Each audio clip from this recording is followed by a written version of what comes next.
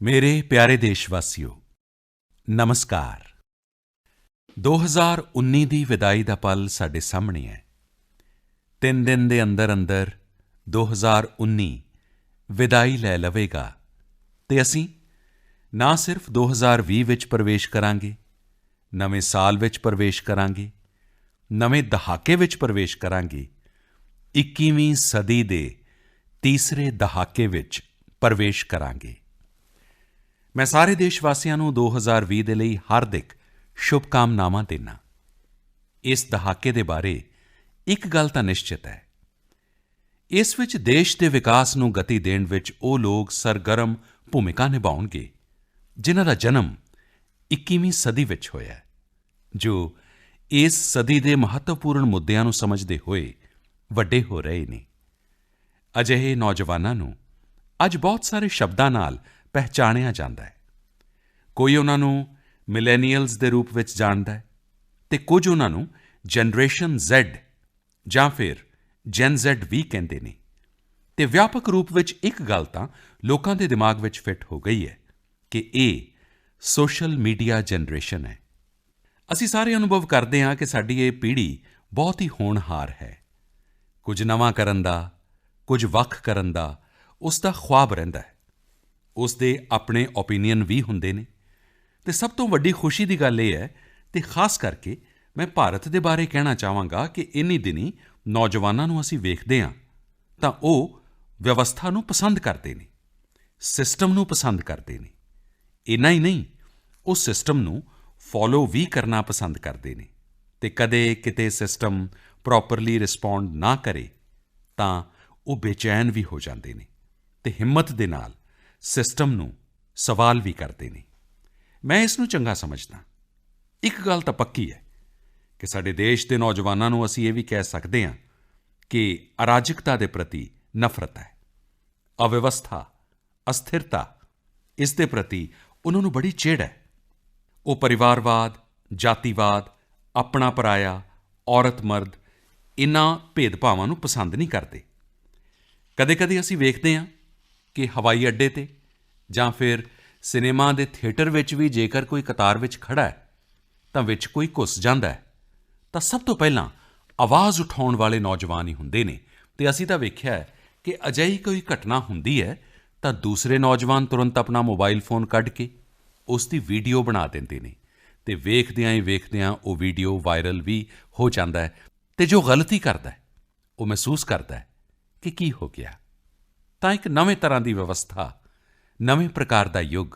ਨਵੇਂ ਪ੍ਰਕਾਰ ਦੀ ਸੋਚ ਇਸ ਨੂੰ ਸਾਡੀ ਨੌਜਵਾਨ ਪੀੜ੍ਹੀ ਪੇਸ਼ ਕਰਦੀ ਹੈ ਅੱਜ ਭਾਰਤ ਨੂੰ ਇਸ ਪੀੜ੍ਹੀ ਤੋਂ ਬਹੁਤ ਉਮੀਦਾਂ ਨੇ ਇਨ੍ਹਾਂ ਨੌਜਵਾਨਾਂ ਨੇ ਦੇਸ਼ ਨੂੰ ਉਚਾਈ 'ਤੇ ਲੈ ਕੇ ਜਾਣਾ ਹੈ ਸਵਾਮੀ ਵਿਵੇਕਾਨੰਦ ਜੀ ਨੇ ਕਿਹਾ ਸੀ my faith is in the younger generation the modern generation out of them will come my workers ਉਨ੍ਹਾਂ ਨੇ ਕਿਹਾ ਸੀ ਮੇਰਾ ਵਿਸ਼ਵਾਸ ਨੌਜਵਾਨ ਪੀੜ੍ਹੀ ਵਿੱਚ ਹੀ ਇਸ ਆਧੁਨਿਕ ਜਨਰੇਸ਼ਨ ਵਿੱਚ ਹੈ ਮਾਡਰਨ ਜਨਰੇਸ਼ਨ ਵਿੱਚ ਹੈ ਅਤੇ ਉਨ੍ਹਾਂ ਨੇ ਵਿਸ਼ਵਾਸ ਪ੍ਰਗਟ ਕੀਤਾ ਸੀ ਕਿ ਇਨ੍ਹਾਂ ਵਿੱਚੋਂ ਹੀ ਮੇਰੇ ਕਾਰਜਕਰਤਾ ਨਿਕਲਣਗੇ ਨੌਜਵਾਨਾਂ ਦੇ ਬਾਰੇ ਗੱਲ ਕਰਦਿਆਂ ਉਨ੍ਹਾਂ ਕਿਹਾ ਜਵਾਨੀ ਦੀ ਕੀਮਤ ਨੂੰ ਨਾ ਤਾਂ ਪਰਖਿਆ ਜਾ ਸਕਦਾ ਅਤੇ ਨਾ ਹੀ ਇਸ ਦਾ ਵਰਣਨ ਕੀਤਾ ਜਾ ਸਕਦਾ ਇਹ ਜੀਵਨ ਦਾ ਸਭ ਤੋਂ ਕੀਮਤੀ ਸਮਾਂ ਹੁੰਦਾ ਹੈ ਤੁਹਾਡਾ ਭਵਿੱਖ ਅਤੇ ਤੁਹਾਡਾ ਜੀਵਨ ਇਸ 'ਤੇ ਨਿਰਭਰ ਕਰਦਾ ਹੈ ਕਿ ਤੁਸੀਂ ਆਪਣੀ ਜਵਾਨੀ ਦੀ ਵਰਤੋਂ ਕਿਸ ਤਰ੍ਹਾਂ ਕਰਦੇ ਹੋ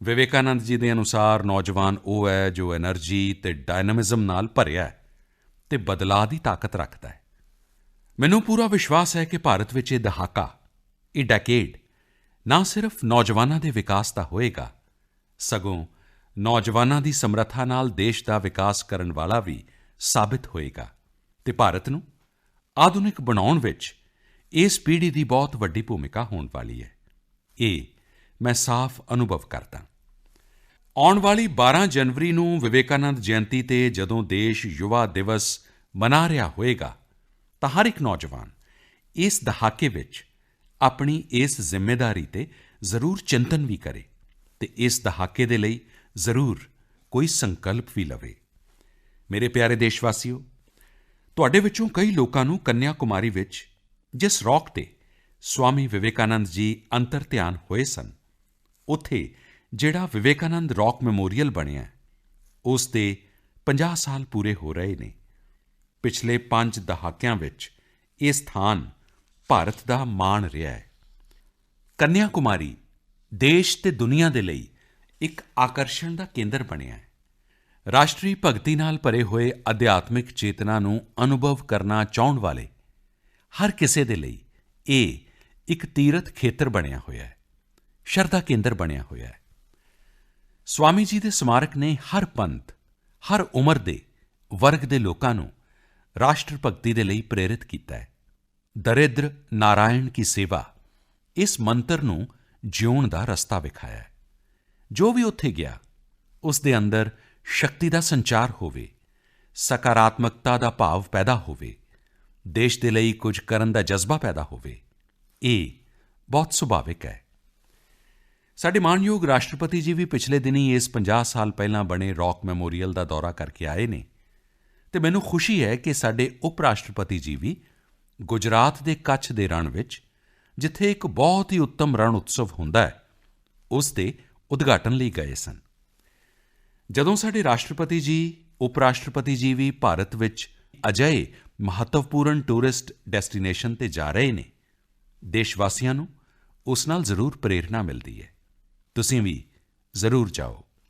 ਮੇਰੇ ਪਿਆਰੇ ਦੇਸ਼ ਵਾਸੀਓ, ਅਸੀਂ ਵੱਖ-ਵੱਖ ਕਾਲਜਿਜ਼ ਵਿੱਚ, ਯੂਨੀਵਰਸਿਟੀਜ਼ ਵਿੱਚ, ਸਕੂਲਜ਼ ਵਿੱਚ ਪੜ੍ਹਦੇ ਤਾਂ ਹਾਂ, ਪਰ ਪੜ੍ਹਾਈ ਪੂਰੀ ਹੋਣ ਤੋਂ ਬਾਅਦ ਐਲੂਮਨਾਈ ਮੀਟ ਇੱਕ ਬਹੁਤ ਹੀ ਸੁਹਾਵਣਾ ਮੌਕਾ ਹੁੰਦਾ ਹੈ ਅਤੇ ਐਲੂਮਨਾਈ ਮੀਟ ਇਹ ਸਾਰੇ ਨੌਜਵਾਨ ਮਿਲ ਕੇ ਪੁਰਾਣੀਆਂ ਯਾਦਾਂ ਵਿੱਚ ਗੁਆਚ ਜਾਂਦੇ ਨੇ, ਜਿਨ੍ਹਾਂ ਦੀ ਯਾਦ 10 ਸਾਲ, 20 ਸਾਲ, 25 ਸਾਲ ਪਿੱਛੇ ਚਲੀ ਜਾਂਦੀ ਹੈ। ਪਰ ਕਦੇ-ਕਦੇ ਅਜਿਹੀ ਐਲੂਮਨਾਈ ਮੀਟ ਵਿਸ਼ੇਸ਼ ਖਿੱਚ ਦਾ ਕੇਂਦਰ ਬਣ ਜਾਂਦੀ ਹੈ। ਉਸ 'ਤੇ ਧਿਆਨ ਜਾਂਦਾ ਹੈ ਅਤੇ ਦੇਸ਼ ਵਾਸੀਆਂ ਦਾ ਵੀ ਧਿਆਨ ਉਸ ਪਾਸੇ ਜਾਣਾ ਬਹੁਤ ਜ਼ਰੂਰੀ ਹੁੰਦਾ ਹੈ। ਐਲੂਮਨਾਈ ਮੀਟ ਅਸਲ ਵਿੱਚ ਪੁਰਾਣੇ ਦੋਸਤਾਂ ਦੇ ਨਾਲ ਮਿਲਣਾ, ਯਾਦਾਂ ਨੂੰ ਤਾਜ਼ਾ ਕਰਨਾ, ਇਸ ਦਾ ਆਪਣਾ ਇੱਕ ਵੱਖ ਹੀ ਆਨੰਦ ਹੈ ਅਤੇ ਜਦੋਂ ਇਸ ਦੇ ਨਾਲ ਸ਼ੇਅਰਡ ਪਰਪਜ਼ ਹੋਵੇ, ਕੋਈ ਸੰਕਲਪ ਹੋਵੇ, ਕੋਈ ਭਾਵਨਾਤਮਕ ਜੁੜਾਅ ਹੋਵੇ, ਫਿਰ ਤਾਂ ਉਸ ਵਿੱਚ ਕਈ ਰੰਗ ਭਰ ਜਾਂਦੇ ਨੇ। ਤੁਸੀਂ ਵੇਖਿਆ ਹੋਵੇਗਾ ਕਿ ਐਲੂਮਨਾਈ ਗਰੁੱਪ ਕਦੇ-ਕਦੇ ਆਪਣੇ ਸਕੂਲਾਂ ਦੇ ਲਈ ਕੁਝ ਨਾ ਕੁਝ ਯੋਗਦਾਨ ਦਿੰਦੇ ਨੇ। ਕੋਈ ਕੰਪਿਊਟਰਾਈਜ਼ਡ ਕਰਨ ਦੇ ਲਈ ਪ੍ਰਬੰਧਕੀ ਢਾਂਚਾ ਖੜ੍ਹਾ ਕਰ ਦਿੰਦੇ ਨੇ, ਕਈ ਚੰਗੀ ਲਾਇਬ੍ਰੇਰੀ ਬਣਾ ਦਿੰਦੇ ਨੇ ਅਤੇ ਕਈ ਪਾਣੀ ਦੀਆਂ ਚੰਗੀਆਂ ਸੁਵਿਧਾਵਾਂ ਦੀ ਵਿਵਸਥਾ ਕਰ ਦਿੰਦੇ ਨੇ। ਕੁਝ ਲੋਕ ਨਵੇਂ ਕਮਰੇ ਬਣਾਉਣ ਦੇ ਲਈ ਕੋਸ਼ਿਸ਼ ਕਰਦੇ ਨੇ, ਕੁਝ ਲੋਕ ਸਪੋਰਟਸ ਕੰਪਲੈਕਸ ਲਈ ਕੰਮ ਕਰਦੇ ਨੇ, ਕੁਝ ਨਾ ਕੁਝ ਕਰ ਲੈਂਦੇ ਨੇ। ਉਹਨਾਂ ਨੂੰ ਆਨੰਦ ਆਉਂਦਾ ਹੈ ਕਿ ਜਿਸ ਥਾਂ ਉੱਤੇ ਆਪਣੀ ਜ਼ਿੰਦਗੀ ਬਣੀ, ਉਸ ਦੇ ਲਈ ਜੀਵਨ ਵਿੱਚ ਕੁਝ ਕਰਨਾ, ਇਹ ਹਰ ਕਿਸੇ ਦੇ ਮਨ ਵਿੱਚ ਰਹਿੰਦਾ ਹੈ ਅਤੇ ਰਹਿਣਾ ਵੀ ਚਾਹੀਦਾ ਹੈ ਅਤੇ ਇਸ ਦੇ ਲਈ ਲੋਕ ਅੱਗੇ ਵੀ ਆਉਂਦੇ ਨੇ। ਪਰ ਅੱਜ ਮੈਂ ਕਿਸੇ ਇੱਕ ਖਾਸ ਮੌਕੇ ਨੂੰ ਤੁਹਾਡੇ ਸਾਹਮਣੇ ਪੇਸ਼ ਕਰਨਾ ਚਾਹੁੰਦਾ। ਅਜੇ ਪਿਛਲੇ ਦਿਨੀਂ ਮੀਡੀਆ ਵਿੱਚ ਬਿਹਾਰ ਦੇ ਪੱਛਮੀ ਚੰਪਾਰਣ ਜ਼ਿਲ੍ਹੇ ਦੇ ਭੈਰਵਗੰਜ ਹੈਲਥ ਸੈਂਟਰ ਦੀ ਕਹਾਣੀ ਜਦੋਂ ਮੈਂ ਸੁਣੀ, ਮੈਨੂੰ ਇੰਨਾ ਚੰਗਾ ਲੱਗਾ ਕਿ ਮੈਂ ਤੁਹਾਨੂੰ ਦੱਸੇ ਬਗੈਰ ਰਹਿ ਨਹੀਂ ਸਕਦਾ। ਇਸ ਭੈਰਵਗੰਜ ਹੈਲਥ ਸੈਂਟਰ ਦੇ ਯਾਨੀ ਸਿਹਤ ਕੇਂਦਰ ਵਿੱਚ ਮੁਫਤ ਵਿੱਚ ਹੈਲਥ ਚੈੱਕਅਪ ਕਰਾਉਣ ਦੇ ਲਈ ਆਲੇ-ਦੁਆਲੇ ਦੇ ਪਿੰਡ ਦੇ ਹਜ਼ਾਰਾਂ ਲੋਕਾਂ ਦੀ ਭੀੜ ਜਮ੍ਹਾਂ ਹੋ ਗਈ। ਹੁਣ ਇਹ ਗੱਲ ਸੁਣ ਕੇ ਤੁਹਾਨੂੰ ਹੈਰਾਨੀ ਨਹੀਂ ਹੋਏਗੀ। ਹਾਂ, ਤੁਹਾਨੂੰ ਲੱਗਦਾ ਹੈ ਇਸ ਵਿੱਚ ਕੀ ਨਵੀਂ ਗੱਲ ਹੈ, ਆਏ ਹੋਣਗੇ ਲੋਕ। ਜੀ ਨਹੀਂ, ਬਹੁਤ ਕੁਝ ਨਵਾਂ ਹੈ। ਇਹ ਪ੍ਰੋਗਰਾਮ ਸਰਕਾਰ ਦਾ ਨਹੀਂ ਸੀ, ਨਾ ਹੀ ਸਰਕਾਰ ਦਾ ਇਨੀਸ਼ੀਏਟਿਵ ਸੀ। ਇਹ ਉੱਥੋਂ ਦੇ KR ਹਾਈ ਸਕੂਲ, ਉਸ ਦੇ ਜੋ ਸਾਬਕਾ ਵਿਦਿਆਰਥੀ ਸਨ, ਉਹਨਾਂ ਦੀ ਜੋ ਐਲੂਮਨਾਈ ਮੀਟ ਸੀ, ਉਸ ਦੇ ਤਹਿਤ ਉਠਾਇਆ ਗਿਆ ਕਦਮ ਸੀ ਅਤੇ ਇਸ ਨੂੰ ਨਾਂ ਦਿੱਤਾ ਗਿਆ ਸੀ ਸੰਕਲਪ 95। ਸੰਕਲਪ 95 ਦਾ ਅਰਥ ਹੈ ਉਸ ਹਾਈ ਸਕੂਲ ਦੇ 1995 ਦੇ ਬੈਚ ਦੇ ਵਿਦਿਆਰਥੀਆਂ ਦਾ ਸੰਕਲਪ। ਦਰਅਸਲ ਇਸ ਬੈਚ ਦੇ ਵਿਦਿਆਰਥੀਆਂ ਨੇ ਇੱਕ ਐਲੂਮਨਾਈ ਮੀਟ ਰੱਖੀ ਅਤੇ ਕੁਝ ਵੱਖਰਾ ਕਰਨ ਦਾ ਸੋਚਿਆ। ਇਸ ਵਿੱਚ ਸਾਬਕਾ ਵਿਦਿਆਰਥੀਆਂ ਨੇ ਸਮਾਜ ਦੇ ਲਈ ਕੁਝ ਕਰਨ ਦਾ ਨਿਸ਼ਚਾ ਕੀਤਾ ਅਤੇ ਉਹਨਾਂ ਨੇ ਜ਼ਿੰਮੇਵਾਰੀ ਲਈ ਪਬਲਿਕ ਹੈਲਥ ਅਵੇਅਰਨੈਸ ਦੀ। ਸੰਕਲਪ 95 ਦੀ ਇਸ ਮੁਹਿੰਮ ਵਿੱਚ ਬੇਤੀਆ ਦੇ ਸਰਕਾਰੀ ਮੈਡੀਕਲ ਕਾਲਜ ਅਤੇ ਕਈ ਹਸਪਤਾਲ ਵੀ ਜੁੜ ਗਏ। ਇਸ ਦੇ ਬਾਅਦ ਤਾਂ ਜਿਵੇਂ ਜਨ ਸਿਹਤ ਨੂੰ ਲੈ ਕੇ ਇੱਕ ਪੂਰੀ ਮੁਹਿੰਮ ਹੀ ਤੁਰ ਪਈ। ਮੁਫਤ ਜਾਂਚ ਹੋਵੇ, ਮੁਫਤ ਵਿੱਚ ਦਵਾਈਆਂ ਦੇਣੀਆਂ ਹੋਣ ਜਾਂ ਫਿਰ ਜਾਗਰੂਕਤਾ ਫੈਲਾਉਣ ਦਾ ਸੰਕਲਪ 95 ਹਰ ਕਿਸੇ ਦੇ ਲਈ ਇੱਕ ਮਿਸਾਲ ਬਣ ਕੇ ਸਾਹਮਣੇ ਆਇਆ ਹੈ। ਅਸੀਂ ਅਕਸਰ ਇਹ ਗੱਲ ਕਰਦੇ ਹਾਂ ਕਿ ਜਦੋਂ ਦੇਸ਼ ਦਾ ਹਰ ਨਾਗਰਿਕ ਇੱਕ ਕਦਮ ਅੱਗੇ ਵੱਧਦਾ ਹੈ ਤਾਂ ਇਹ ਦੇਸ਼ 130 ਕਰੋੜ ਕਦਮ ਅੱਗੇ ਵੱਧ ਜਾਂਦਾ ਹੈ। ਅਜਿਹੀਆਂ ਗੱਲਾਂ ਜਦੋਂ ਸਮਾਜ ਵਿੱਚ ਪ੍ਰਤੱਖ ਰੂਪ ਵਿੱਚ ਵੇਖਣ ਨੂੰ ਮਿਲਦੀਆਂ ਨੇ ਤਾਂ ਹਰ ਕਿਸੇ ਨੂੰ ਆਨੰਦ ਆਉਂਦਾ ਹੈ, ਸੰਤੋਸ਼ ਮਿਲਦਾ ਹੈ ਅਤੇ ਜੀਵਨ ਵਿੱਚ ਕੁਝ ਕਰਨ ਦੀ ਪ੍ਰੇਰਣਾ ਵੀ ਮਿਲਦੀ ਹੈ। ਇੱਕ ਪਾਸੇ ਜਿੱਥੇ ਬਿਹਾਰ ਦੇ ਬੇਤੀਆ ਵਿੱਚ ਸਾਬਕਾ ਵਿਦਿਆਰਥੀਆਂ ਦੇ ਸਮੂਹ ਨੇ ਸਿਹਤ ਸੇਵਾ ਦਾ ਸੰਕਲਪ ਲਿਆ, ਉੱਥੇ ਉੱਤਰ ਪ੍ਰਦੇਸ਼ ਦੇ ਫੂਲਪੁਰ ਦੀਆਂ ਕੁਝ ਔਰਤਾਂ ਨੇ ਆਪਣੀ ਹਿੰਮਤ ਨਾਲ ਪੂਰੇ ਇਲਾਕੇ ਨੂੰ ਪ੍ਰੇਰਣਾ ਦਿੱਤੀ ਹੈ। ਇਨ੍ਹਾਂ ਔਰਤਾਂ ਨੇ ਸਾਬਿਤ ਕੀਤਾ ਹੈ ਕਿ ਜੇਕਰ ਇਕਜੁੱਟ ਹੋ ਕੇ ਕੋਈ ਸੰਕਲਪ ਲਿਆ ਜਾਵੇ ਤਾਂ ਫਿਰ ਪਰਿਸਥਿਤੀਆਂ ਨੂੰ ਬਦਲਣ ਤੋਂ ਕੋਈ ਰੋਕ ਨਹੀਂ ਸਕਦਾ। ਕੁਝ ਸਮਾਂ ਪਹਿਲਾਂ ਤੱਕ ਫੂਲਪੁਰ ਦੀਆਂ ਇਹ ਔਰਤਾਂ ਆਰਥਿਕ ਤੰਗੀ ਅਤੇ ਗਰੀਬੀ ਤੋਂ ਪਰੇਸ਼ਾਨ ਸਨ, ਪਰ ਇਨ੍ਹਾਂ ਵਿੱਚ ਆਪਣੇ ਪਰਿਵਾਰ ਅਤੇ ਸਮਾਜ ਦੇ ਲਈ ਕੁਝ ਕਰ ਗੁਜ਼ਰਨ ਦਾ ਜਜ਼ਬਾ ਸੀ। ਇਨ੍ਹਾਂ ਔਰਤਾਂ ਨੇ ਕਾਦੀਪੁਰ ਦੇ ਸਵੈ ਸਹਾਇਤਾ ਸਮੂਹ ਵੂਮਨ ਸੈਲਫ ਹੈਲਪ ਗਰੁੱਪ ਉਸ ਦੇ ਨਾਲ ਜੁੜ ਕੇ ਚੱਪਲ ਬਣਾਉਣ ਦਾ ਹੁਨਰ ਸਿੱਖਿਆ ਅਤੇ ਇਨ੍ਹਾਂ ਨੇ ਨਾ ਸਿਰਫ ਆਪਣੇ ਪੈਰਾਂ ਵਿੱਚ ਚੁਭੇ ਮਜਬੂਰੀ ਦੇ ਕੰਢੇ ਨੂੰ ਕੱਢ ਸੁੱਟਿਆ, ਸਗੋਂ ਆਤਮ ਨਿਰਭਰ ਬਣ ਕੇ ਆਪਣੇ ਪਰਿਵਾਰ ਦਾ ਸਹਾਰਾ ਵੀ ਬਣ ਗਏ। ਗ੍ਰਾਮੀਣ ਆਜੀਵਿਕਾ ਮਿਸ਼ਨ ਦੀ ਮਦਦ ਨਾਲ ਹੁਣ ਤਾਂ ਇੱਥੇ ਚੱਪਲ ਬਣਾਉਣ ਦਾ ਪਲਾਂਟ ਵੀ ਸਥਾਪਿਤ ਹੋ ਗਿਆ ਹੈ। ਉੱਥੇ ਆਧੁਨਿਕ ਮਸ਼ੀਨਾਂ ਨਾਲ ਚੱਪਲਾਂ ਬਣਾਈਆਂ ਜਾ ਰਹੀਆਂ ਨੇ। ਮੈਂ ਖਾਸ ਤੌਰ 'ਤੇ ਸਥਾਨਕ ਪੁਲਿਸ ਅਤੇ ਉਹਨਾਂ ਦੇ ਪਰਿਵਾਰਾਂ ਨੂੰ ਵੀ ਵਧਾਈ ਦਿੰਦਾ, ਜਿਨ੍ਹਾਂ ਨੇ ਆਪਣੇ ਲਈ ਅਤੇ ਆਪਣੇ ਪਰਿਵਾਰਾਂ ਦੇ ਲਈ ਇਨ੍ਹਾਂ ਔਰਤਾਂ ਵੱਲੋਂ ਬਣਾਈਆਂ ਗਈਆਂ ਚੱਪਲਾਂ ਨੂੰ ਖਰੀਦ ਕੇ ਇਨ੍ਹਾਂ ਨੂੰ ਉਤਸ਼ਾਹਿਤ ਕੀਤਾ ਹੈ। ਅੱਜ ਇਨ੍ਹਾਂ ਔਰਤਾਂ ਦੇ ਸੰਕਲਪ ਨਾਲ ਨਾ ਸਿਰਫ ਉਨ੍ਹਾਂ ਦੇ ਪਰਿਵਾਰਾਂ ਦੀ ਆਰਥਿਕ ਹਾਲਤ ਮਜ਼ਬੂਤ ਹੋਈ ਹੈ, ਸਗੋਂ ਜੀਵਨ ਪੱਧਰ ਵੀ ਉੱਚਾ ਹੋਇਆ ਹੈ। ਜਦੋਂ ਫੂਲਪੁਰ ਦੇ ਪੁਲਿਸ ਜਵਾਨਾਂ ਦੀ ਜਾਂ ਉਹਨਾਂ ਦੇ ਪਰਿਵਾਰ ਦੇ ਮੈਂਬਰਾਂ ਦੀਆਂ ਗੱਲਾਂ ਸੁਣਦਾ ਤਾਂ ਤੁਹਾਨੂੰ ਯਾਦ ਹੋਏਗਾ ਕਿ ਮੈਂ ਲਾਲ ਕਿਲ੍ਹੇ ਤੋਂ 15 ਅਗਸਤ ਨੂੰ ਦੇਸ਼ ਵਾਸੀਆਂ ਨੂੰ ਇੱਕ ਗੱਲ ਦੇ ਲਈ ਅਨੁਰੋਧ ਕੀਤਾ ਸੀ ਅਤੇ ਮੈਂ ਕਿਹਾ ਸੀ ਕਿ ਕੀ ਅਸੀਂ ਦੇਸ਼ ਵਾਸੀ ਲੋਕਲ ਖਰੀਦਣ ਦਾ ਸੰਕਲਪ ਰੱਖੀਏ। ਅੱਜ ਫਿਰ ਤੋਂ ਇੱਕ ਵਾਰ ਮੇਰਾ ਸੁਝਾਅ ਹੈ ਕਿ ਅਸੀਂ ਸਥਾਨਕ ਪੱਧਰ 'ਤੇ ਬਣੇ ਉਤਪਾਦਾਂ ਨੂੰ ਉਤਸ਼ਾਹ ਦੇ ਸਕਦੇ ਹਾਂ। ਕੀ ਆਪਣੀ ਖਰੀਦਦਾਰੀ ਵਿੱਚ ਉਸ ਨੂੰ ਪਹਿਲ ਦੇ ਸਕਦੇ ਹਾਂ? ਕੀ ਅਸੀਂ ਲੋਕਲ ਪ੍ਰੋਡਕਟਸ ਨੂੰ ਆਪਣੀ ਪ੍ਰਤਿਸ਼ਠਾ ਅਤੇ ਸ਼ਾਨ ਨਾਲ ਜੋੜ ਸਕਦੇ ਹਾਂ? ਕੀ ਅਸੀਂ ਇਸ ਭਾਵਨਾ ਦੇ ਨਾਲ ਆਪਣੇ ਦੇਸ਼ ਵਾਸੀਆਂ ਦੇ ਲਈ ਸਮਰਿੱਧੀ ਲਿਆਉਣ ਦਾ ਮਾਧਿਅਮ ਬਣ ਸਕਦੇ ਹਾਂ? ਸਾਥੀਓ, ਮਹਾਤਮਾ ਗਾਂਧੀ ਨੇ ਸਵਦੇਸ਼ੀ ਦੀ ਇਸ ਭਾਵਨਾ ਨੂੰ ਇੱਕ ਅਜਿਹੀ ਲੌ ਦੇ ਰੂਪ ਵਿੱਚ ਵੇਖਿਆ ਜੋ ਲੱਖਾਂ ਲੋਕਾਂ ਦੇ ਜੀਵਨ ਨੂੰ ਰੌਸ਼ਨ ਕਰਦੀ ਹੋਵੇ, ਗਰੀਬ ਤੋਂ ਗਰੀਬ ਦੇ ਜੀਵਨ ਵਿੱਚ ਸਮਰਿੱਧੀ ਲਿਆਉਂਦੀ ਹੋਵੇ। 100 ਸਾਲ ਪਹਿਲਾਂ ਗਾਂਧੀ ਜੀ ਨੇ ਇੱਕ ਵੱਡਾ ਜਨ ਅੰਦੋਲਨ ਸ਼ੁਰੂ ਕੀਤਾ ਸੀ, ਜਿਸ ਦਾ ਇੱਕ ਟੀਚਾ ਸੀ ਭਾਰਤੀ ਉਤਪਾਦਾਂ ਨੂੰ ਉਤਸ਼ਾਹ ਦੇਣਾ। ਆਤਮ ਨਿਰਭਰ ਬਣਨ ਦਾ ਇਹੀ ਰਸਤਾ ਗਾਂਧੀ ਜੀ ਨੇ ਵਿਖਾਇਆ ਸੀ। 2022 ਵਿੱਚ ਅਸੀਂ ਆਪਣੀ ਆਜ਼ਾਦੀ ਦੇ 75 ਸਾਲ ਪੂਰੇ ਕਰਾਂਗੇ। ਜਿਸ ਆਜ਼ਾਦ ਭਾਰਤ ਵਿੱਚ ਅਸੀਂ ਸਾਹ ਲੈ ਰਹੇ ਹਾਂ, ਉਸ ਭਾਰਤ ਨੂੰ ਆਜ਼ਾਦ ਕਰਾਉਣ ਦੇ ਲਈ ਟੀਚੇ ਹਾਸਲ ਕਰਨ ਵਾਲੇ ਸਪੁੱਤਰਾਂ ਨੇ, ਬੇਟੇ-ਬੇਟੀਆਂ ਨੇ ਅਨੇਕਾਂ ਕਸ਼ਟ ਸਹੇ ਨੇ, ਅਨੇਕਾਂ ਨੇ ਆਪਣੀਆਂ ਜਾਨਾਂ ਵਾਰੀਆਂ। ਟੀਚਾ ਹਾਸਲ ਕਰਨ ਵਾਲੇ ਲੋਕਾਂ ਦੇ ਤਿਆਗ, ਤਪੱਸਿਆ, ਬਲੀਦਾਨ ਦੇ ਕਾਰਨ ਜਿੱਥੇ ਆਜ਼ਾਦੀ ਮਿਲੀ, ਜਿਸ ਆਜ਼ਾਦੀ ਦਾ ਅਸੀਂ ਭਰਪੂਰ ਲਾਭ ਲੈ ਰਹੇ ਹਾਂ, ਆਜ਼ਾਦ ਜ਼ਿੰਦਗੀ ਅਸੀਂ ਜੀ ਰਹੇ ਹਾਂ ਅਤੇ ਦੇਸ਼ ਲਈ ਮਰ ਮਿਟਣ ਵਾਲੇ, ਦੇਸ਼ ਦੇ ਲਈ ਜੀਵਨ ਖਪਾਉਣ ਵਾਲੇ ਨਾਮੀ ਅਨਾਮੀ ਅਨੇਕਾਂ ਲੋਕ, ਸ਼ਾਇਦ ਮੁਸ਼ਕਿਲ ਨਾਲ ਅਸੀਂ ਬਹੁਤ ਹੀ ਘੱਟ ਲੋਕਾਂ ਦੇ ਨਾਂ ਜਾਣਦੇ ਹੋਵਾਂਗੇ, ਪਰ ਉਨ੍ਹਾਂ ਨੇ ਬਲੀਦਾਨ ਦਿੱਤਾ। ਉਸ ਸੁਪਨੇ ਨੂੰ ਲੈ ਕੇ, ਆਜ਼ਾਦ ਭਾਰਤ ਦੇ ਸੁਪਨੇ ਨੂੰ ਲੈ ਕੇ, ਸਮਰਿੱਧ, ਸੁਖੀ, ਸੰਪੰਨ ਆਜ਼ਾਦ ਭਾਰਤ ਦੇ ਲਈ। ਮੇਰੇ ਪਿਆਰੇ ਦੇਸ਼ਵਾਸੀਓ, ਕੀ ਅਸੀਂ ਸੰਕਲਪ ਕਰ ਸਕਦੇ ਹਾਂ ਕਿ 2022 ਨੂੰ ਆਜ਼ਾਦੀ ਦੇ 75 ਸਾਲ ਹੋ ਰਹੇ ਨੇ? ਘੱਟ ਤੋਂ ਘੱਟ ਇਹ 2-3 ਸਾਲ ਅਸੀਂ ਸਥਾਨਕ ਉਤਪਾਦ ਖਰੀਦਣ ਦੇ ਧਾਰਨੀ ਬਣੀਏ। ਭਾਰਤ ਵਿੱਚ ਬਣਿਆ, ਸਾਡੇ ਦੇਸ਼ਵਾਸੀਆਂ ਦੇ ਹੱਥਾਂ ਨਾਲ ਬਣਿਆ, ਸਾਡੇ ਦੇਸ਼ਵਾਸੀਆਂ ਦੀ ਜਿਸ ਵਿੱਚ ਪਸੀਨੇ ਦੀ ਮਹਿਕ ਹੋਵੇ, ਅਜਿਹੀਆਂ ਚੀਜ਼ਾਂ ਨੂੰ ਅਸੀਂ ਖਰੀਦਣ ਦਾ ਅਨੁਰੋਧ ਕਰ ਸਕਦੇ ਹਾਂ। ਕਿ ਮੈਂ ਲੰਮੇ ਸਮੇਂ ਲਈ ਨਹੀਂ ਕਹਿੰਦਾ, ਸਿਰਫ 2022 ਤੱਕ, ਆਜ਼ਾਦੀ ਦੇ 75 ਸਾਲ ਹੋਣ ਤੱਕ, ਅਤੇ ਇਹ ਕੰਮ ਸਰਕਾਰੀ ਨਹੀਂ ਹੋਣਾ ਚਾਹੀਦਾ। ਥਾਂ-ਥਾਂ 'ਤੇ ਨੌਜਵਾਨ ਅੱਗੇ ਆਉਣ, ਛੋਟੇ-ਛੋਟੇ ਸੰਗਠਨ ਬਣਾਉਣ, ਲੋਕਾਂ ਨੂੰ ਪ੍ਰੇਰਿਤ ਕਰਨ, ਸਮਝਾਉਣ ਤੇ ਤੈਅ ਕਰਨ, ਆਓ ਅਸੀਂ ਲੋਕਲ ਖਰੀਦਾਂਗੇ, ਸਥਾਨਕ ਉਤਪਾਦਾਂ ਤੇ ਬਲ ਦਿਆਂਗੇ। ਦੇਸ਼ ਵਾਸੀਆਂ ਦੇ ਪਸੀਨੇ ਦੀ ਜਿਸ ਵਿੱਚ ਮਹਿਕ ਹੋਵੇ, ਉਹੀ ਮੇਰੇ ਆਜ਼ਾਦ ਭਾਰਤ ਦਾ ਸੁਹਾਵਣਾ ਪਲ ਹੋਵੇ। ਇਨ੍ਹਾਂ ਸੁਪਨਿਆਂ ਨੂੰ ਲੈ ਕੇ ਅਸੀਂ ਚੱਲੀਏ। ਮੇਰੇ ਪਿਆਰੇ ਦੇਸ਼ ਵਾਸੀਓ, ਸਾਡੇ ਸਾਰਿਆਂ ਦੇ ਲਈ ਬਹੁਤ ਹੀ ਮਹੱਤਵਪੂਰਨ ਹੈ ਕਿ ਦੇਸ਼ ਦੇ ਨਾਗਰਿਕ ਆਤਮ ਨਿਰਭਰ ਬਣਨ ਅਤੇ ਸਨਮਾਨ ਦੇ ਨਾਲ ਆਪਣੀ ਜ਼ਿੰਦਗੀ ਗੁਜ਼ਾਰਨ।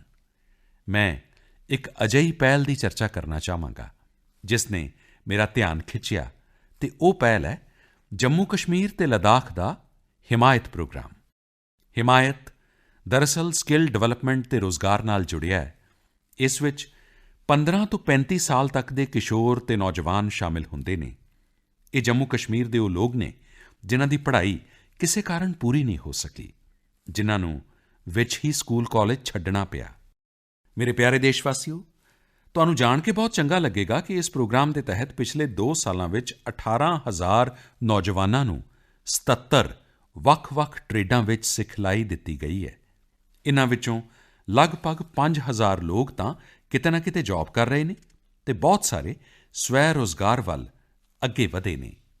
ਹਿਮਾਇਤ ਪ੍ਰੋਗਰਾਮ ਨਾਲ ਆਪਣਾ ਜੀਵਨ ਬਦਲਣ ਵਾਲੇ ਇਨ੍ਹਾਂ ਲੋਕਾਂ ਦੀਆਂ ਜੋ ਕਹਾਣੀਆਂ ਸੁਣਨ ਨੂੰ ਮਿਲੀਆਂ ਨੇ, ਉਹ ਸੱਚਮੁੱਚ ਦਿਲ ਨੂੰ ਛੂਹ ਲੈਂਦੀਆਂ ਨੇ।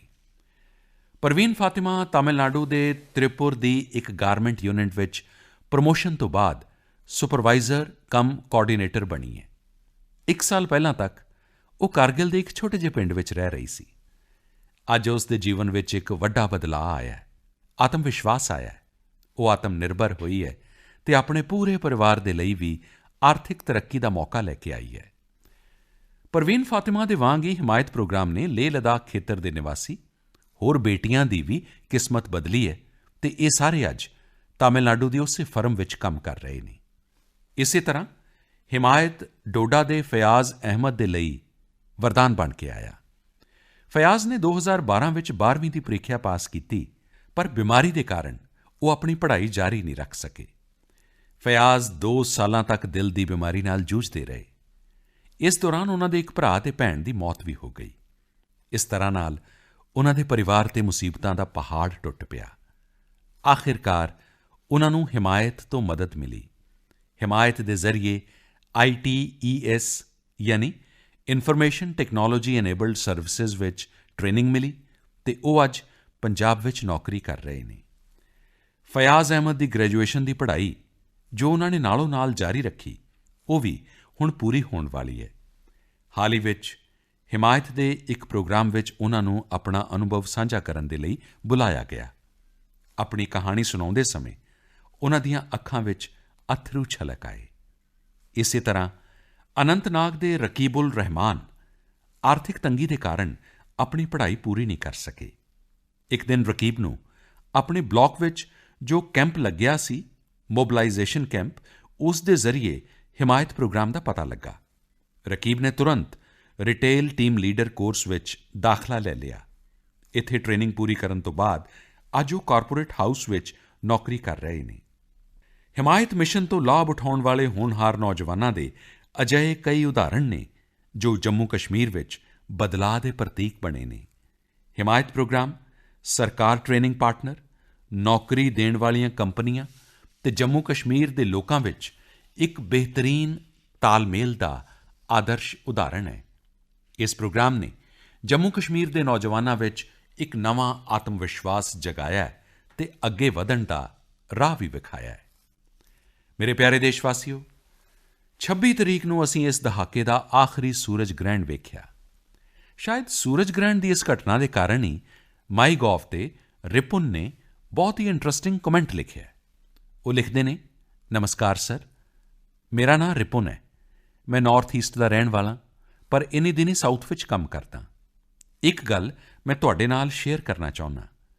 ਮੈਨੂੰ ਯਾਦ ਹੈ ਕਿ ਸਾਡੇ ਖੇਤਰ ਵਿੱਚ ਅਸਮਾਨ ਸਾਫ਼ ਹੋਣ ਦੀ ਵਜ੍ਹਾ ਨਾਲ ਅਸੀਂ ਘੰਟਿਆਂ ਤੱਕ ਅਸਮਾਨ ਵਿੱਚ ਤਾਰਿਆਂ ਨੂੰ ਟਿਕਟਿਕੀ ਲਾ ਕੇ ਵੇਖਦੇ ਰਹਿੰਦੇ ਸੀ।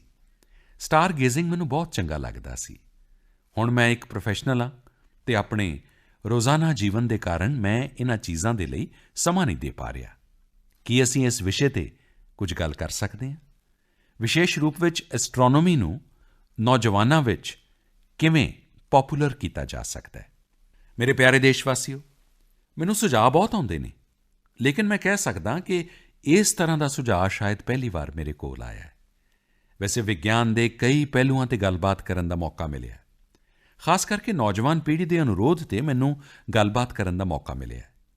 ਪਰ ਇਹ ਵਿਸ਼ਾ ਤਾਂ ਅਣਛੋਹਿਆ ਹੀ ਰਿਹਾ ਸੀ ਅਤੇ ਹੁਣੇ 26 ਤਾਰੀਖ ਨੂੰ ਸੂਰਜ ਗ੍ਰਹਿਣ ਹੋਇਆ ਹੈ, ਤਾਂ ਸ਼ਾਇਦ ਲੱਗਦਾ ਹੈ ਕਿ ਇਸ ਵਿਸ਼ੇ ਵਿੱਚ ਤੁਹਾਨੂੰ ਵੀ ਕੁਝ ਨਾ ਕੁਝ ਰੁਚੀ ਹੋਏਗੀ। ਸਾਰੇ ਦੇਸ਼ਵਾਸੀਆਂ, ਖਾਸ ਤੌਰ 'ਤੇ ਮੇਰੇ ਨੌਜਵਾਨ ਸਾਥੀਆਂ ਦੇ ਵਾਂਗ ਮੈਂ ਵੀ ਜਿਸ ਦਿਨ 26 ਤਾਰੀਖ ਨੂੰ ਸੂਰਜ ਗ੍ਰਹਿਣ ਸੀ, ਤਾਂ ਦੇਸ਼ਵਾਸੀਆਂ ਦੀ ਤਰ੍ਹਾਂ ਮੈਨੂੰ ਵੀ, ਅਤੇ ਜਿਵੇਂ ਮੇਰੀ ਨੌਜਵਾਨ ਪੀੜ੍ਹੀ ਦੇ ਮਨ ਵਿੱਚ ਜੋ ਉਤਸ਼ਾਹ ਸੀ, ਉਹੀ ਮੇਰੇ ਮਨ ਵਿੱਚ ਵੀ ਸੀ ਅਤੇ ਮੈਂ ਵੀ ਸੂਰਜ ਗ੍ਰਹਿਣ ਵੇਖਣਾ ਚਾਹੁੰਦਾ ਸੀ। ਲੇਕਿਨ ਅਫਸੋਸ ਦੀ ਗੱਲ ਇਹ ਰਹੀ ਕਿ ਉਸ ਦਿਨ ਦਿੱਲੀ ਵਿੱਚ ਆਸਮਾਨ ਵਿੱਚ ਬੱਦਲ ਛਾਏ ਹੋਏ ਸਨ ਅਤੇ ਮੈਂ ਉਹ ਆਨੰਦ ਤਾਂ ਨਹੀਂ ਲੈ ਪਾਇਆ। ਹਾਲਾਂਕਿ ਟੀਵੀ 'ਤੇ ਕੋਜ਼ੀਕੋਡ ਅਤੇ ਭਾਰਤ ਦੇ ਦੂਸਰੇ ਹਿੱਸਿਆਂ 'ਚ ਦਿਸ ਰਹੇ ਸੂਰਜ ਗ੍ਰਹਿਣ ਦੀਆਂ ਸੁੰਦਰ ਤਸਵੀਰਾਂ ਵੇਖਣ ਨੂੰ ਮਿਲੀਆਂ। ਸੂਰਜ ਚਮਕਦੀ ਹੋਈ ਰਿੰਗ ਦੇ ਆਕਾਰ ਦਾ ਨਜ਼ਰ ਆ ਰਿਹਾ ਸੀ ਅਤੇ ਉਸ ਦਿਨ ਮੈਨੂੰ ਕੁਝ ਇਸ ਵਿਸ਼ੇ ਦੇ ਜੋ ਐਕਸਪਰਟ ਸਨ, ਉਹਨਾਂ ਨਾਲ ਸੰਵਾਦ ਕਰਨ ਦਾ ਵੀ ਮੌਕਾ ਮਿਲਿਆ ਅਤੇ ਉਹ ਦੱਸ ਰਹੇ ਸਨ ਕਿ ਅਜਿਹਾ ਇਸ ਲਈ ਹੁੰਦਾ ਹੈ ਕਿਉਂਕਿ ਚੰਨ ਧਰਤੀ ਤੋਂ ਕਾਫੀ ਦੂਰ ਹੁੰਦਾ ਹੈ ਅਤੇ ਇਸ ਲਈ ਇਸ ਦਾ ਆਕਾਰ ਪੂਰੀ ਤਰ੍ਹਾਂ ਨਾਲ ਸੂਰਜ ਨੂੰ ਢੱਕ ਨਹੀਂ ਪਾਉਂਦਾ। ਇਸ ਤਰ੍ਹਾਂ ਨਾਲ ਇੱਕ ਰਿੰਗ ਦਾ ਆਕਾਰ ਬਣ ਜਾਂਦਾ ਹੈ। ਇਹ ਸੂਰਜ ਗ੍ਰਹਿਣ ਇੱਕ ਐਨੂਲਰ ਸੋਲਰ ਇਕਲਿਪਸ, ਜਿਸ ਨੂੰ ਵਲੈ ਗ੍ਰਹਿਣ ਜਾਂ ਕੁੰਡਲ ਗ੍ਰਹਿਣ ਕਹਿੰਦੇ ਨੇ। ਗ੍ਰਹਿਣ ਸਾਨੂੰ ਇਸ ਗੱਲ ਦੀ ਯਾਦ ਦਿਵਾਉਂਦੇ ਨੇ ਕਿ ਅਸੀਂ ਧਰਤੀ 'ਤੇ ਰਹਿ ਕੇ ਪੁਲਾੜ ਵਿੱਚ ਘੁੰਮ ਰਹੇ ਹਾਂ। ਪੁਲਾੜ ਵਿੱਚ ਸੂਰਜ, ਚੰਨ ਅਤੇ ਹੋਰ ਗ੍ਰਹਿਆਂ ਵਰਗੇ ਅਤੇ ਖਗੋਲੀ ਪਿੰਡ ਘੁੰਮਦੇ ਰਹਿੰਦੇ ਨੇ। ਚੰਨ ਦੀ ਛਾਂ ਨਾਲ ਹੀ ਸਾਨੂੰ ਗ੍ਰਹਿਣ ਦੇ ਵੱਖ-ਵੱਖ ਰੂਪ ਵੇਖਣ ਨੂੰ ਮਿਲਦੇ ਨੇ। ਸਾਥੀਓ, ਭਾਰਤ ਵਿੱਚ ਐਸਟ੍ਰੋਨੋਮੀ ਯਾਨੀ ਖਗੋਲ ਵਿੱਦਿਆ ਦਾ ਬਹੁਤ ਹੀ ਪੁਰਾਤਨ ਅਤੇ ਮਾਣਮੱਤਾ ਇਤਿਹਾਸ ਰਿਹਾ ਹੈ। ਆਕਾਸ਼ ਵਿੱਚ ਟਿਮਟਿਮਾਉਂਦੇ ਤਾਰਿਆਂ ਦੇ ਨਾਲ ਸਾਡਾ ਸੰਬੰਧ ਓਨਾ ਹੀ ਪੁਰਾਣਾ ਹੈ ਜਿੰਨੀ ਪੁਰਾਣੀ ਸਾਡੀ ਸੱਭਿਅਤਾ ਹੈ। ਤੁਹਾਡੇ ਵਿੱਚੋਂ ਬਹੁਤ ਸਾਰੇ ਲੋਕਾਂ ਨੂੰ ਪਤਾ ਹੋਵੇਗਾ ਕਿ ਭਾਰਤ ਦੇ ਵੱਖ-ਵੱਖ ਸਥਾਨਾਂ 'ਚ ਬਹੁਤ ਹੀ ਸ਼ਾਨਦਾਰ ਜੰਤਰ ਮੰਤਰ ਨੇ, ਵੇਖਣਯੋਗ ਨੇ, ਅਤੇ ਇਸ ਜੰਤਰ ਮੰਤਰ ਦਾ ਐਸਟ੍ਰੋਨੋਮੀ ਨਾਲ ਗਹਿਰਾ ਸੰਬੰਧ ਹੈ। ਮਹਾਨ ਆਰਿਆਭੱਟ ਦੀ ਵਿਲੱਖਣ ਯੋਗਤਾ ਦੇ ਬਾਰੇ ਕੌਣ ਨਹੀਂ ਜਾਣਦਾ। ਆਪਣੀ ਕਾਲ ਕਿਰਿਆ ਵਿੱਚ ਉਹਨਾਂ ਨੇ ਸੂਰਜ ਗ੍ਰਹਿਣ ਦੇ ਨਾਲ-ਨਾਲ ਚੰਦਰ ਗ੍ਰਹਿਣ ਦੀ ਵੀ ਵਿਸਥਾਰ ਨਾਲ ਵਿਆਖਿਆ ਕੀਤੀ ਹੈ। ਉਹ ਵੀ ਫਿਲਾਸਫੀਕਲ ਅਤੇ ਮੈਥਮੈਟੀਕਲ ਦੋਵਾਂ ਹੀ ਐਂਗਲ ਨਾਲ ਕੀਤੀ ਹੈ। ਉਹਨਾਂ ਨੇ ਮੈਥਮੈਟੀਕਲੀ ਦੱਸਿਆ ਕਿ ਧਰਤੀ ਦੀ ਛਾਂ ਜਾਂ ਸ਼ੈਡੋ ਦੀ ਸਾਈਜ਼ ਦਾ ਕੈਲਕੂਲੇਸ਼ਨ ਕਿਵੇਂ ਕਰ ਸਕਦੇ ਹਾਂ। ਉਹਨਾਂ ਨੇ ਗ੍ਰਹਿਣ ਦੇ ਡਿਊਰੇਸ਼ਨ ਅਤੇ ਐਕਸਟੈਂਟ ਨੂੰ ਕੈਲਕੂਲੇਟ ਕਰਨ ਦੀਆਂ ਵੀ ਸਟੀਕ ਜਾਣਕਾਰੀਆਂ ਦਿੱਤੀਆਂ। ਭਾਸਕਰ ਵਰਗੇ ਉਹਨਾਂ ਦੇ ਸ਼ਾਗਿਰਦਾਂ ਨੇ ਇਸ ਸਪਿਰਿਟ ਨੂੰ ਅਤੇ ਇਸ ਨੌਲੇਜ ਨੂੰ ਅੱਗੇ ਵਧਾਉਣ ਦੇ ਲਈ ਭਰਪੂਰ ਯਤਨ ਕੀਤੇ। ਬਾਅਦ ਵਿੱਚ 14ਵੀਂ-15ਵੀਂ ਸਦੀ ਵਿੱਚ ਕੇਰਲ 'ਚ ਸੰਗਮ ਪਿੰਡ ਦੇ ਮਾਧਵ, ਇਹਨਾਂ ਨੇ ਬ੍ਰਹਿਮੰਡ ਵਿੱਚ ਮੌਜੂਦ ਗ੍ਰਹਿਆਂ ਦੀ ਸਥਿਤੀ ਦੀ ਗਣਨਾ ਕਰਨ ਦੇ ਲਈ ਕੈਲਕੂਲਸ ਦੀ ਵਰਤੋਂ ਕੀਤੀ। ਰਾਤ ਵਿੱਚ ਦਿਸਣ ਵਾਲਾ ਆਸਮਾਨ ਸਿਰਫ ਜਿਗਿਆਸਾ ਦਾ ਹੀ ਵਿਸ਼ਾ ਨਹੀਂ ਸੀ, ਸਗੋਂ ਗਣਿਤ ਦੀ ਦ੍ਰਿਸ਼ਟੀ ਨਾਲ ਸੋਚਣ ਵਾਲਿਆਂ ਅਤੇ ਵਿਗਿਆਨਕਾਂ ਦੇ ਲਈ ਇੱਕ ਮਹੱਤਵਪੂਰਨ ਸੋਰਸ ਸੀ। ਕੁਝ ਸਾਲ ਪਹਿਲਾਂ ਮੈਂ pre modern Kachchhi navigation techniques and voyages ਇਸ ਪੁਸਤਕ ਨੂੰ ਰਿਲੀਜ਼ ਕੀਤਾ ਸੀ। ਇਹ ਪੁਸਤਕ ਇੱਕ ਤਰ੍ਹਾਂ ਨਾਲ ਤਾਂ ਮਾਲਮ ਦੀ ਡਾਇਰੀ ਹੈ। ਮਾਲਮ ਇੱਕ ਮਲਾਹ ਦੇ ਰੂਪ ਵਿੱਚ ਜੋ ਅਨੁਭਵ ਕਰਦੇ ਸਨ, ਉਹਨਾਂ ਨੇ ਆਪਣੇ ਤਰੀਕੇ ਨਾਲ ਉਸ ਨੂੰ ਡਾਇਰੀ ਵਿੱਚ ਲਿਖਿਆ ਸੀ। ਆਧੁਨਿਕ ਯੁੱਗ ਵਿੱਚ ਉਸੇ ਮਾਲਮ ਦੀ ਪੋਥੀ ਨੂੰ, ਅਤੇ ਉਹ ਵੀ ਗੁਜਰਾਤੀ ਪਾਂਡੂ ਲਿਪੀਆਂ ਦਾ ਸੰਗ੍ਰਹਿ, ਜਿਸ ਵਿੱਚ ਪ੍ਰਾਚੀਨ ਨੈਵੀਗੇਸ਼ਨ ਟੈਕਨੋਲੋਜੀ ਦਾ ਵਰਣਨ ਕਰਦੀ ਹੈ, ਅਤੇ ਉਸ ਵਿੱਚ ਵਾਰ-ਵਾਰ ਮਾਲਮ ਨੀ ਪੋਥੀ ਵਿੱਚ ਅਸਮਾਨ ਦਾ, ਤਾਰਿਆਂ ਦਾ, ਤਾਰਿਆਂ ਦੀ ਗਤੀ ਦਾ ਵਰਣਨ ਕੀਤਾ ਹੈ ਅਤੇ ਇਹ ਸਾਫ਼ ਦੱਸਿਆ ਹੈ ਕਿ ਸਮੁੰਦਰ ਵਿੱਚ ਯਾਤਰਾ ਕਰਦੇ ਸਮੇਂ ਤਾਰਿਆਂ ਦੇ ਸਹਾਰੇ ਦਿਸ਼ਾ ਤੈਅ ਕੀਤੀ ਜਾਂਦੀ ਹੈ। ਡੈਸਟੀਨੇਸ਼ਨ 'ਤੇ ਪਹੁੰਚਣ ਦਾ ਰਸਤਾ ਤਾਰੇ ਵਿਖਾਉਂਦੇ ਨੇ। ਮੇਰੇ ਪਿਆਰੇ ਦੇਸ਼ਵਾਸੀਓ, ਐਸਟ੍ਰੋਨੋਮੀ ਦੇ ਖੇਤਰ ਵਿੱਚ ਭਾਰਤ ਕਾਫੀ ਅੱਗੇ ਹੈ ਅਤੇ ਸਾਡੇ ਇਨੀਸ਼ੀਏਟਿਵਸ ਪਾਥ ਬ੍ਰੇਕਿੰਗ ਵੀ ਨੇ। ਸਾਡੇ ਕੋਲ ਪੁਣੇ ਦੇ ਨਜ਼ਦੀਕ ਵਿਸ਼ਾਲ ਮੀਟਰਵੇਵ ਟੈਲੀਸਕੋਪ ਹੈ। ਇੰਨਾ ਹੀ ਨਹੀਂ, ਕੋਡਾਈਕਨਾਲ, ਉਡਾਗਮੰਡਲਮ, ਗੁਰੂ ਸ਼ਿਖਰ ਅਤੇ ਹੈਨਲੇ, ਲੱਦਾਖ ਵਿੱਚ ਵੀ ਪਾਵਰਫੁਲ ਟੈਲੀਸਕੋਪ ਹੈ। 2016 ਵਿੱਚ ਬੈਲਜੀਅਮ ਦੇ ਤਤਕਾਲੀ ਪ੍ਰਧਾਨ ਮੰਤਰੀ ਤੇ ਮੈਂ ਨੈਨੀਤਾਲ ਵਿੱਚ 3.6 ਮੀਟਰ ਦੇਵਸਥਲ ਆਪਟੀਕਲ ਟੈਲੀਸਕੋਪ ਦਾ ਉਦਘਾਟਨ ਕੀਤਾ ਸੀ। ਇਸ ਨੂੰ ਏਸ਼ੀਆ ਦਾ ਸਭ ਤੋਂ ਵੱਡਾ ਟੈਲੀਸਕੋਪ ਕਿਹਾ ਜਾਂਦਾ ਹੈ। ਇਸਰੋ ਦੇ ਕੋਲ ਐਸਟ੍ਰੋਸੈਟ ਨਾਂ ਦਾ ਇੱਕ ਐਸਟ੍ਰੋਨੋਮਿਕਲ ਸੈਟੇਲਾਈਟ ਹੈ। ਸੂਰਜ ਦੇ ਬਾਰੇ ਰਿਸਰਚ ਕਰਨ ਲਈ ਇਸਰੋ ਆਦਿਤਯ ਨਾਂ ਦਾ ਦੂਸਰਾ ਸੈਟੇਲਾਈਟ ਵੀ ਲਾਂਚ ਕਰਨ ਵਾਲਾ ਹੈ। ਖਗੋਲ ਵਿੱਦਿਆ ਬਾਰੇ ਭਾਵੇਂ ਸਾਡਾ ਪ੍ਰਾਚੀਨ ਗਿਆਨ ਹੋਵੇ ਜਾਂ ਆਧੁਨਿਕ ਪ੍ਰਾਪਤੀਆਂ, ਸਾਨੂੰ ਇਨ੍ਹਾਂ ਨੂੰ ਜ਼ਰੂਰ ਸਮਝਣਾ ਚਾਹੀਦਾ ਹੈ ਅਤੇ ਉਨ੍ਹਾਂ 'ਤੇ ਮਾਣ ਕਰਨਾ ਚਾਹੀਦਾ ਹੈ। ਅੱਜ ਸਾਡੇ ਨੌਜਵਾਨ ਵਿਗਿਆਨੀਆਂ ਵਿੱਚ ਨਾ ਸਿਰਫ ਆਪਣੇ ਵਿਗਿਆਨਕ ਇਤਿਹਾਸ ਨੂੰ ਜਾਣਨ ਦੀ ਲਲਕ ਵਿਖਾਈ ਦਿੰਦੀ ਹੈ, ਸਗੋਂ ਉਹ ਐਸਟ੍ਰੋਨੋਮੀ ਦੇ ਭਵਿੱਖ ਨੂੰ ਲੈ ਕੇ ਵੀ ਇੱਕ ਮਜ਼ਬੂਤ ਇੱਛਾ ਸ਼ਕਤੀ ਰੱਖਦੇ ਨੇ। ਸਾਡੇ ਦੇਸ਼ ਦੇ ਪਲੈਨੇਟੇਰੀਅਮ ਨਾਈਟ ਸਕਾਈ ਨੂੰ ਸਮਝਣ ਦੇ ਨਾਲ ਸਟਾਰ ਗੇਜ਼ਿੰਗ ਨੂੰ ਸ਼ੌਂਕ ਦੇ ਰੂਪ ਵਿੱਚ ਵਿਕਸਿਤ ਕਰਨ ਦੇ ਲਈ ਵੀ ਮੋਟੀਵੇਟ ਕਰਦੇ ਨੇ। ਕਈ ਲੋਕ ਐਮੇਚਰ ਟੈਲੀਸਕੋਪਸ ਨੂੰ ਛੱਤਾਂ ਜਾਂ ਬਾਲਕੋਨੀਜ਼ ਵਿੱਚ ਲਾਉਂਦੇ ਨੇ। ਸਟਾਰ ਗੇਜ਼ਿੰਗ ਨਾਲ ਰੂਰਲ ਕੈਂਪਸ ਅਤੇ ਰੂਰਲ ਪਿਕਨਿਕ ਨੂੰ ਵੀ ਵਧਾਵਾ ਮਿਲ ਸਕਦਾ ਹੈ। ਹੋਰ ਕਈ ਅਜਿਹੇ ਸਕੂਲ ਕਾਲਜਿਜ਼ ਨੇ ਜੋ ਐਸਟ੍ਰੋਨੋਮੀ ਦੇ ਕਲੱਬ ਵੀ ਸਥਾਪਿਤ ਕਰਦੇ ਨੇ ਅਤੇ ਇਸ ਪ੍ਰਯੋਗ ਨੂੰ ਅੱਗੇ ਵੀ ਵਧਾਉਣਾ ਚਾਹੀਦਾ ਹੈ। ਮੇਰੇ ਪਿਆਰੇ ਦੇਸ਼ਵਾਸੀਓ, ਸਾਡੀ ਸੰਸਦ ਨੂੰ ਲੋਕਤੰਤਰ ਦੇ ਮੰਦਿਰ ਦੇ ਰੂਪ ਵਿੱਚ ਅਸੀਂ ਜਾਣਦੇ ਹਾਂ। ਇੱਕ ਗੱਲ ਦਾ ਮੈਂ ਅੱਜ ਬੜੇ ਫਖਰ ਨਾਲ ਵਰਣਨ ਕਰਨਾ ਚਾਹੁੰਦਾ ਕਿ ਤੁਸੀਂ ਜਿਨ੍ਹਾਂ ਪ੍ਰਤੀਨਿਧੀਆਂ ਨੂੰ ਚੁਣ ਕੇ ਸੰਸਦ ਵਿੱਚ ਭੇਜਿਆ ਹੈ, ਉਨ੍ਹਾਂ ਨੇ ਪਿਛਲੇ 60 ਸਾਲਾਂ ਦੇ ਸਾਰੇ ਰਿਕਾਰਡ ਤੋੜ ਦਿੱਤੇ ਨੇ। ਪਿਛਲੇ 6 ਮਹੀਨਿਆਂ ਵਿੱਚ 17ਵੀਂ ਲੋਕ ਸਭਾ ਦੇ ਦੋਵੇਂ ਸਦਨ ਬਹੁਤ ਹੀ ਪ੍ਰੋਡਕਟਿਵ ਰਹੇ ਨੇ। ਲੋਕ ਸਭਾ ਨੇ ਤਾਂ 114% ਕੰਮ ਕੀਤਾ ਤਾਂ ਰਾਜ ਸਭਾ ਨੇ 94% ਕੰਮ ਕੀਤਾ ਅਤੇ ਇਸ ਤੋਂ ਪਹਿਲਾਂ ਬਜਟ ਇਜਲਾਸ ਵਿੱਚ ਲਗਭਗ 135% ਕੰਮ ਕੀਤਾ ਸੀ। ਦੇਰ ਰਾਤ ਤੱਕ ਸੰਸਦ ਚੱਲੀ। ਇਹ ਗੱਲ ਮੈਂ ਇਸ ਲਈ ਕਹਿ ਰਿਹਾ ਕਿ ਸਾਰੇ ਹੀ ਸੰਸਦ ਮੈਂਬਰ ਇਸ ਦੇ ਲਈ ਵਧਾਈ ਦੇ ਪਾਤਰ ਨੇ, ਪ੍ਰਸ਼ੰਸਾ ਦੇ ਅਧਿਕਾਰੀ ਨੇ। ਤੁਸੀਂ ਜਿਨ੍ਹਾਂ ਲੋਕ ਪ੍ਰਤੀਨਿਧੀਆਂ ਨੂੰ ਭੇਜਿਆ ਹੈ, ਉਨ੍ਹਾਂ ਨੇ 60 ਸਾਲ ਦੇ ਸਾਰੇ ਰਿਕਾਰਡ ਤੋੜ ਦਿੱਤੇ ਨੇ। ਇਨ੍ਹਾਂ ਕੰਮ ਹੋਣਾ ਆਪਣੇ ਆਪ ਵਿੱਚ ਭਾਰਤ ਦੇ ਲੋਕਤੰਤਰ ਦੀ ਤਾਕਤ ਅਤੇ ਲੋਕਤੰਤਰ ਦੇ ਪ੍ਰਤੀ ਆਸਥਾ ਨੂੰ ਦਰਸਾਉਂਦਾ ਹੈ। ਮੈਂ ਦੋਵੇਂ ਸਦਨਾਂ ਦੇ ਅਹੁਦਿਆਂ 'ਤੇ ਬੈਠੇ ਅਧਿਕਾਰੀਆਂ, ਸਾਰੇ ਰਾਜਨੀਤਿਕ ਦਲਾਂ, ਸਾਰੇ ਸੰਸਦ ਮੈਂਬਰਾਂ ਨੂੰ ਉਨ੍ਹਾਂ ਦੀ ਇਸ ਸਰਗਰਮ ਭੂਮਿਕਾ ਦੇ ਲਈ ਬਹੁਤ-ਬਹੁਤ ਵਧਾਈ ਦੇਣਾ ਚਾਹੁੰਦਾ। ਮੇਰੇ ਪਿਆਰੇ ਦੇਸ਼ਵਾਸੀਓ, ਸੂਰਜ, ਧਰਤੀ, ਚੰਨ ਦੀ ਗਤੀ ਸਿਰਫ ਗ੍ਰਹਿਣ ਤੈਅ ਨਹੀਂ ਕਰਦੀ, ਸਗੋਂ ਕਈ ਸਾਰੀਆਂ ਚੀਜ਼ਾਂ ਵੀ ਇਸ ਨਾਲ ਜੁੜੀਆਂ ਹੋਈਆਂ ਨੇ। ਅਸੀਂ ਸਾਰੇ ਜਾਣਦੇ ਹਾਂ ਕਿ ਸੂਰਜ ਦੀ ਗਤੀ ਦੇ ਆਧਾਰ 'ਤੇ ਜਨਵਰੀ ਦੇ ਮੱਧ ਵਿੱਚ ਪੂਰੇ ਭਾਰਤ ਵਿੱਚ ਕਈ ਤਰ੍ਹਾਂ ਦੇ ਤਿਉਹਾਰ ਮਨਾਏ ਜਾਣਗੇ। ਪੰਜਾਬ ਤੋਂ ਲੈ ਕੇ ਤਮਿਲਨਾਡੂ ਤੱਕ ਅਤੇ ਗੁਜਰਾਤ ਤੋਂ ਲੈ ਕੇ ਅਸਮ ਤੱਕ ਲੋਕ ਅਨੇਕਾਂ ਤਿਉਹਾਰਾਂ ਦਾ ਜਸ਼ਨ ਮਨਾਉਣਗੇ। ਜਨਵਰੀ ਵਿੱਚ ਬੜੇ ਹੀ ਧੂਮ ਧੜੱਕੇ ਨਾਲ ਮਕਰ ਸੰਕ੍ਰਾਂਤੀ, ਉੱਤਰਾਇਣ ਮਨਾਇਆ ਜਾਂਦਾ ਹੈ। ਇਸ ਨੂੰ ਊਰਜਾ ਦਾ ਪ੍ਰਤੀਕ ਵੀ ਮੰਨਿਆ ਜਾਂਦਾ ਹੈ। ਇਸੇ ਦੌਰਾਨ ਪੰਜਾਬ ਵਿੱਚ ਲੋਹੜੀ, ਤਮਿਲਨਾਡੂ ਵਿੱਚ ਪੋਂਗਲ, ਅਸਮ ਵਿੱਚ ਮਾਘ ਬਿਹੂ ਵੀ ਮਨਾਏ ਜਾਣਗੇ। ਇਹ ਤਿਉਹਾਰ ਕਿਸਾਨਾਂ ਦੀ ਸਮਰਿੱਧੀ ਅਤੇ ਫਸਲਾਂ ਨਾਲ ਬਹੁਤ ਨੇੜਿਓਂ ਜੁੜੇ ਹੋਏ ਨੇ। ਇਹ ਤਿਉਹਾਰ ਸਾਨੂੰ ਭਾਰਤ ਦੀ ਏਕਤਾ ਅਤੇ ਭਾਰਤ ਦੀ ਵਿਭਿੰਨਤਾ ਦੇ ਬਾਰੇ ਯਾਦ ਦਿਵਾਉਂਦੇ ਨੇ। ਪੋਂਗਲ ਦੇ ਆਖਰੀ ਦਿਨ ਮਹਾਨ ਤਿਰੂਵਲੁਵਰ ਦੀ ਜਯੰਤੀ ਮਨਾਉਣ ਦਾ ਸੁਭਾਗ ਸਾਨੂੰ ਦੇਸ਼ਵਾਸੀਆਂ ਨੂੰ ਮਿਲਦਾ ਹੈ। ਇਹ ਦਿਨ ਮਹਾਨ ਲੇਖਕ, ਵਿਚਾਰਕ, ਸੰਤ ਤਿਰੂਵਲੁਵਰ ਜੀ ਨੂੰ ਉਨ੍ਹਾਂ ਦੇ ਜੀਵਨ ਨੂੰ ਸਮਰਪਿਤ ਹੁੰਦਾ ਹੈ। ਮੇਰੇ ਪਿਆਰੇ ਦੇਸ਼ਵਾਸੀਓ, 2019 ਦੀ ਇਹ ਆਖਰੀ ਮਨ ਕੀ ਬਾਤ ਹੈ। 2020 ਵਿੱਚ ਅਸੀਂ ਫਿਰ ਮਿਲਾਂਗੇ। ਨਵਾਂ ਸਾਲ, ਨਵਾਂ ਦਹਾਕਾ, ਨਵੇਂ ਸੰਕਲਪ, ਨਵੀਂ ਊਰਜਾ, ਨਵੀਂ ਉਮੰਗ, ਨਵਾਂ ਉਤਸ਼ਾਹ। ਆਓ ਤੁਰ ਪਈਏ। ਸੰਕਲਪ ਦੀ ਪੂਰਤੀ ਦੇ ਲਈ ਸਮਰੱਥਾ ਜੁਟਾਉਂਦੇ ਚੱਲੀਏ। ਦੂਰ ਤੱਕ ਚੱਲਣਾ ਹੈ, ਬਹੁਤ ਕੁਝ ਕਰਨਾ ਹੈ, ਦੇਸ਼ ਨੂੰ ਨਵੀਆਂ ਉਚਾਈਆਂ 'ਤੇ ਪਹੁੰਚਾਉਣਾ ਹੈ। 130 ਕਰੋੜ ਦੇਸ਼ ਵਾਸੀਆਂ ਦੀ ਬਹਾਦਰੀ ਉੱਤੇ, ਉਨ੍ਹਾਂ ਦੀ ਸਮਰੱਥਾ ਉੱਤੇ, ਉਨ੍ਹਾਂ ਦੇ ਸੰਕਲਪ ਉੱਤੇ ਅਪਾਰ ਸ਼ਰਧਾ ਰੱਖਦੇ ਹੋਏ ਆਓ ਅਸੀਂ ਤੁਰ ਪਈਏ। ਬਹੁਤ-ਬਹੁਤ ਧੰਨਵਾਦ, ਬਹੁਤ-ਬਹੁਤ ਸ਼ੁਭਕਾਮਨਾਵਾਂ।